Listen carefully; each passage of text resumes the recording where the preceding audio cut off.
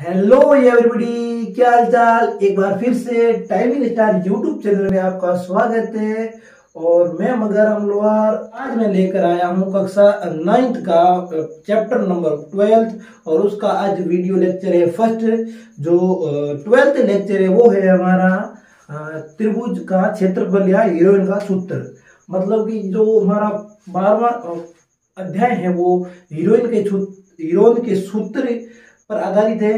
मतलब कि उसमें जो मेन टॉपिक है वो है हीरोइन का सूत्र, जिसमें त्रिभुज का अधिकतर त्रिभुज का क्षेत्रफल ज्ञात करने का एक विधि है। ठीक है, तो लेट्स स्टार्ट द क्लास। तो हमें बेसिकली क्लास स्टार्ट करनी चाहिए, तो करते हैं स्टार्ट। देखो क्या है कि जो आपने पिछले वाले जो चैप्टर पढ़े हैं उसमें आपने त्रिभुज, आयत, वृत्त, अधिकतर ज्यामितीय जो ज्यामितीय चित्र थे उनके बारे में, मतलब ज्यामितीय चित्र थे उनके बारे में जानकारी प्राप्त की है कि वर्ग क्या होता है, वृत्त क्या होता है, त्रिभुज क्या होता है, उसका परिमाप, उसका क्षेत्रफल और उसके त्रिभुज के क्षेत्रफल के बारे में भी चर्चा की होगी। ठीक है, तो अब मैं पहला टॉपिक है, जो हमारा आज का जो पहला टॉपिक है वो है कि किसी भी चीज की लंबाई या चौड़ाई को मीटर में मापते हैं या सेंटीमीटर में। ठीक है, मीटर। देखो किसी भी चीज की लंबाई या चौड़ाई, क्या लंबाई और चौड़ाई किसमें मापते हैं? ये दोनों मापते हैं मीटर में मापो या सेंटीमीटर में मापो। ठीक है, ये एक मानक पद्धति है, किसी भी चीज की लंबाई या चौड़ाई को मापने की मानक पद्धति है। इसी प्रकार क्षेत्रफल को किससे मापते हैं, मतलब क्षेत्रफल को किससे दर्शाते हैं? उसको दर्शाते हैं मीटर स्क्वायर। ठीक है, या मीटर स्क्वायर। ठीक है, तो या उसको सेंटीमीटर स्क्वायर से भी दर्शा सकते हैं। ठीक है, सेंटीमीटर, मैं सेमी डायरेक्ट लिख रहा हूं तो सेंटीमीटर का स्क्वायर दर्शाते हैं। तो आपको मालूम होना चाहिए कि सेंटीमीटर स्क्वायर मतलब जो क्षेत्रफल है उसको मीटर स्क्वायर या मतलब मीटर स्क्वायर क्यों दर्शाते हैं या सेंटीमीटर स्क्वायर क्यों दर्शाते हैं। ठीक है, सेंटीमीटर स्क्वायर क्यों दर्शाते हैं? तो देखो, जैसे हम क्षेत्रफल ज्ञात करते हैं, जैसे मैं कोई भी चीज का क्षेत्रफल ज्ञात करूं तो हम क्या करते हैं कि लंबाई गुना चौड़ाई कर देते हैं या चौड़ाई गुना ऊंचाई कर देते हैं। जैसे मान लो हमारे पास है कोई वर्ग का क्षेत्रफल ज्ञात करना है, जैसे मैंने वर्ग का क्षेत्रफल ज्ञात करो। ठीक है, देखो हमें वर्ग का क्षेत्रफल, वर्ग किसे कहते हैं? जिसके चारों भुजा समान हो, एक वर्ग है। ठीक है, क्या है वर्ग? इसकी भुजा ए समान है। ठीक है, ए।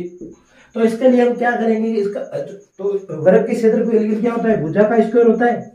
देखो भुजा का स्क्वायर होता है कि नहीं होता है? देखो इसका मतलब क्या होता है, इसका बेसिकली मतलब होता है कि भुजा गुना भुजा।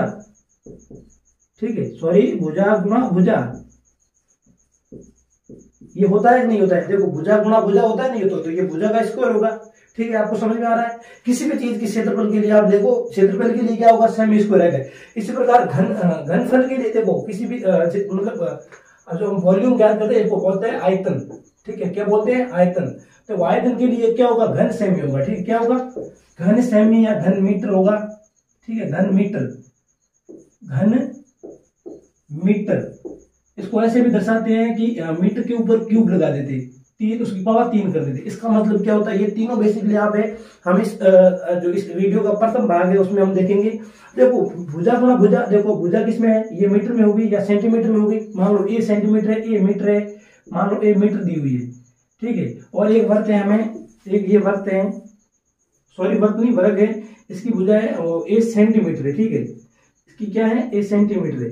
कोई मान सकते हो आप, सेंटीमीटर में या मीटर में मान सकते हो।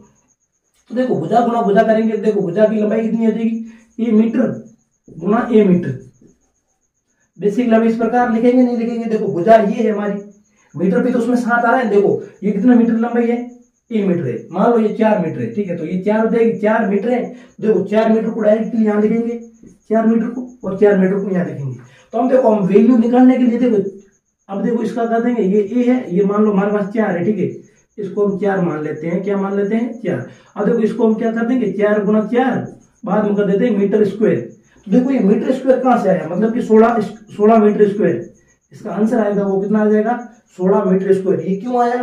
क्योंकि देखो 16 तो देखो इसकी भुजा थी, भुजा का स्क्वायर करेंगे तो 16 आ गया। अब देखो मीटर गुणा मीटर, तो ये भी मीटर का स्क्वायर हो रहा है, नहीं मीटर गुणा मीटर ये भी मीटर का स्क्वायर हो रहा है, इसलिए ये मीटर गुणा मीटर मीटर स्क्वायर आ रहा है। इसलिए घन घन का घन ज्ञात करते हैं। जैसे मान लो घन होता है ना हमारा घन, अब देखो घन या घनाभ, माचिस की तीली है, हमारा कमरा है, ये होते हैं घनाभ के टाइप का।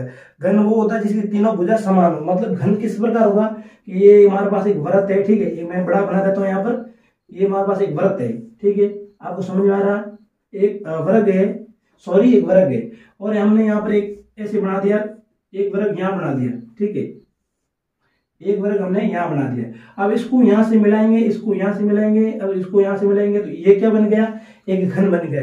घन मतलब कि इसका आयतन होता हो, आयतन मतलब जिसको तीनों फलक होते हो, इसके लिए फलक कितने होंगे, एक ये हो जाएगा, एक ये, ठीक है, इस प्रकार के कितने हो जाएंगे, 1 2 3 4 और 5 6।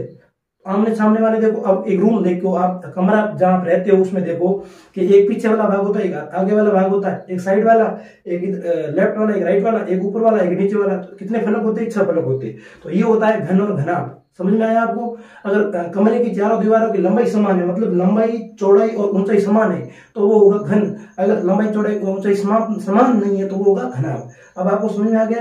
तो इसके लिए देखो घनाभ का आयतन क्या होगा, आपने पढ़ा होगा, घनाभ का आयतन होता है वो क्या होता है, भुजा का क्यूब होता है, ठीक है, भुजा का क्यूब होता है कि नहीं होता है, भुजा का क्यूब होता है कि नहीं होता है। मतलब घन का आयतन ज्ञात करो या घनाभ का आयतन ज्ञात करो, तो घनाभ का क्या होगा कि लंबाई गुणा चौड़ाई गुणा ऊंचाई, मान लो LBH, ठीक है, LBH, तो घनाभ का ये होता है नहीं होता है। देखो घनाभ का, घन का भुजा क्यूब होता है और घनाभ का LBH, लंबाई गुणा चौड़ाई गुणा ऊंचाई, ये आयतन होता है नहीं होता, ठीक है। आयतन बोलो या उसका क्षेत्रफल बोलो, मान लो, ठीक है। देखो भुजा करो, मान लो 1 मीटर भुजा की है, मान लो घन है, उसकी लंबाई वो कितनी है, मान लो घन की, इस घन की लंबाई, मतलब इस घन की भुजा की लंबाई वो कितनी है, 20 मीटर है। तो देखो ये 20 मीटर होएगा, ठीक है, फिर 20 मीटर का क्यूब होएगा, तो देखो 20 का क्यूब हो जाएगा और मीटर का क्यूब हो जाएगा। समझ में आ रहा है आपको? समझ में आ रहा है, ठीक है। देखो ये 20 का क्यूब हो जाएगा, तो ये 20 क्यूब मीटर क्यूब, इसको लिख सकते हैं घन सेमी, ठीक है। तो इस प्रकार आपको समझना। देखो इसी प्रकार यहाँ देखो LBH, देखो L लंबाई होगी, मान लो 3 मीटर है, तो ये 3 मीटर, फिर B की लंबाई होगी मान लो 4 मीटर, ठीक है। इसी प्रकार ये H है, वो भी लंबाई होगी, लंबाई या चौड़ाई ऊंचाई, मान लो L लंबाई है वो 3 मीटर है, चौड़ाई है वो B है, ऊंचाई या चौड़ाई मान सकते हो, ठीक है, वो है 4 मीटर और ऊंचाई है वो 1 मीटर है, मान लो 2 मीटर है, ठीक है। तो देखो इसका आंसर कितना हो गया, 4 और 2 4, मतलब सॉरी 8 गुना, देखो 8 इंटू 3 कितने हो जाएंगे, 24, तो ये हो गया 24। तो इस मीटर को इस मीटर से गुणा करो, मीटर स्क्वायर, और इस मीटर को इस मीटर से करो तो मीटर क्यूब। देखो ये कितना आ जाएगा, 24 मीटर क्यूब, तो ये हो जाएगा 24 घन सेमी। तो अब आपको समझ में आ गया होगा कि लंबाई या चौड़ाई के लिए हम मीटर इस्तेमाल करते हैं, क्षेत्रफल के लिए हम मीटर स्क्वायर इस्तेमाल करते हैं, और आयतन के लिए हम मीटर क्यूब इस्तेमाल करते हैं। ये क्यों करते हैं? क्योंकि जो लंबाई लेते हैं तो हमें एक ही भुजा की लंबाई या चौड़ाई लेनी पड़ती है, इसलिए वहां पर मीटर इकाई आती है, ठीक है। इसी प्रकार क्षेत्रफल के लिए हम मीटर गुणा मीटर से करते हैं, मतलब मीटर से गुणा करते हैं, इसलिए मीटर स्क्वायर आता है। और मतलब आयतन ज्ञात करने के लिए मीटर गुणा मीटर करके मीटर क्यूब प्राप्त करते हैं। तो आज का जो ये बेसिक वीडियो था उस पर, ठीक है, जो आज का ये बेसिक